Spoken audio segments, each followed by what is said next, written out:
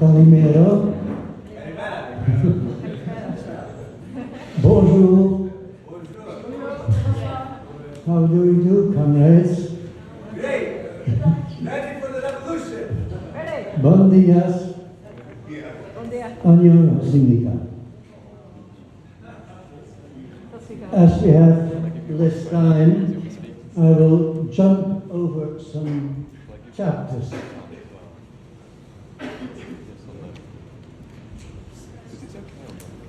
First, I want to thank for their hospitality, the Greek comrades, and also the other comrades of the organizing committee for the perfect organization of this conference.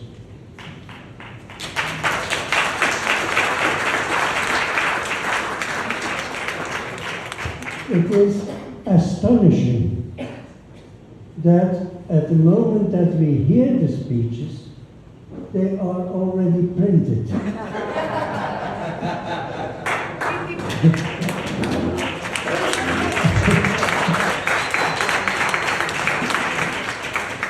And even translated. I have never seen that before in an international conference.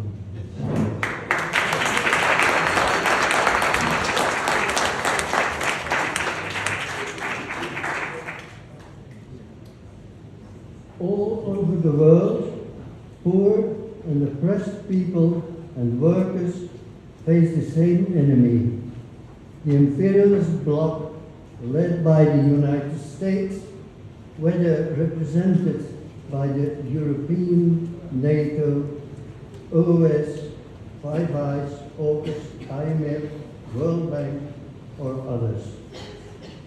For the translators, I now jump to the third chapter, which is called Asia, Africa, Latin America.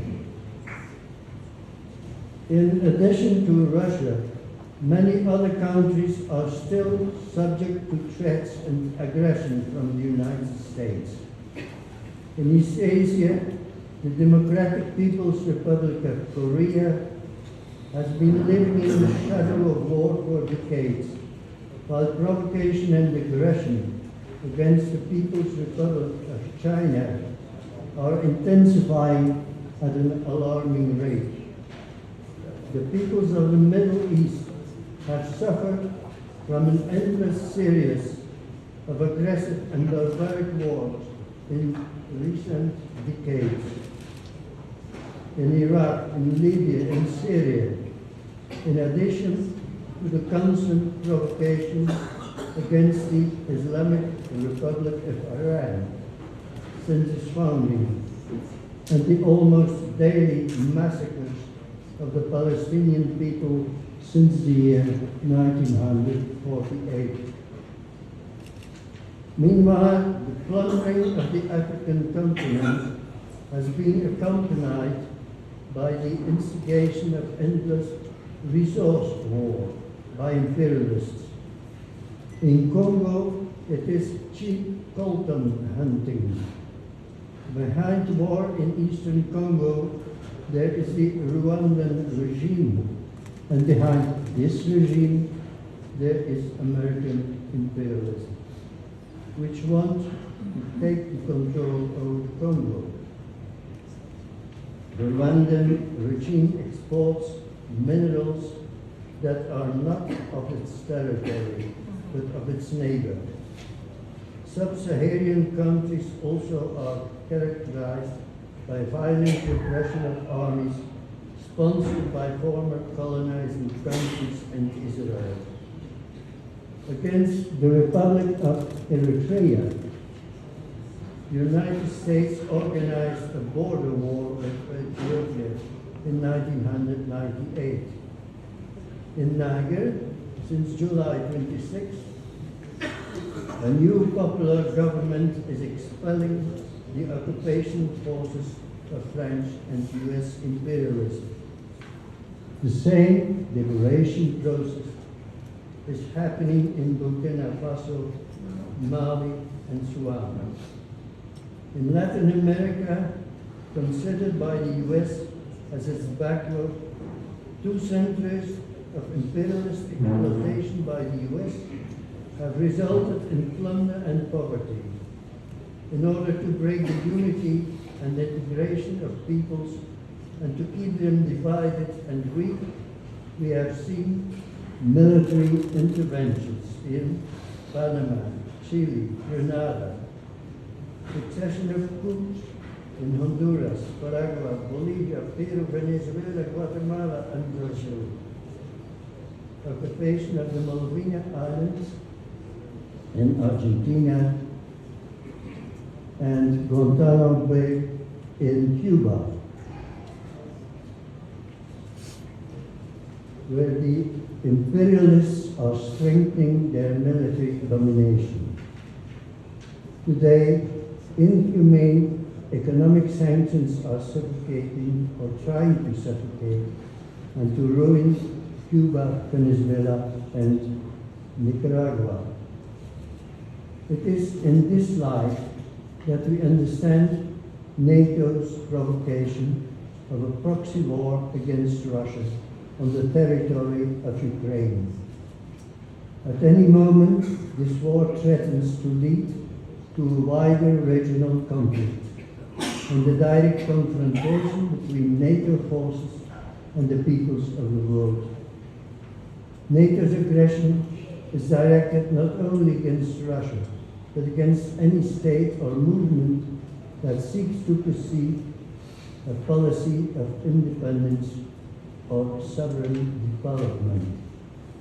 In this sense, NATO member states have been invited to increase their military spending by at least 2% of their GDP and to military support the US offensive war in Ukraine. By extending NATO to Finland, by sending financial soldiers and military equipment to the Zelensky Ukraine. Abrams battle tanks, Challenger battle tanks, Leopard 1 and later Leopard 2 battle tanks, ammunition, artillery, howitzers, long-range Stinger, Javelin, Hangars 80 kilometers, and Patriot 160 kilometers missiles, soon F-16, planes, machine guns, cunning guns, armored cars, anti-tank guns, and submarines and battleships are on the wish list. 4 minutes left.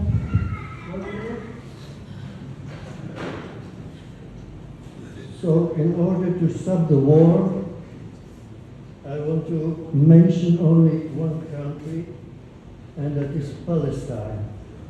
Since October 2023, it became clear to the whole world that Israeli regime is a fascist regime installed by US committing genocide to Palestinian people.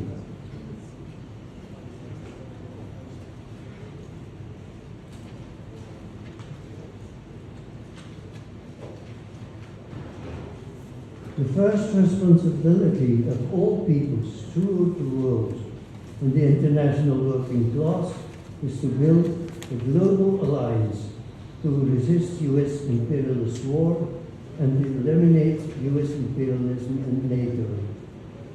This in every country, on every continent, and all over the world. Wars can only be stopped once and for all when the revolutionary parties of the working class around the world overthrow the capitalist states and create socialist societies where the working class and the workers own the means of production. You can read the whole text in this excellent platform magazine on page 100.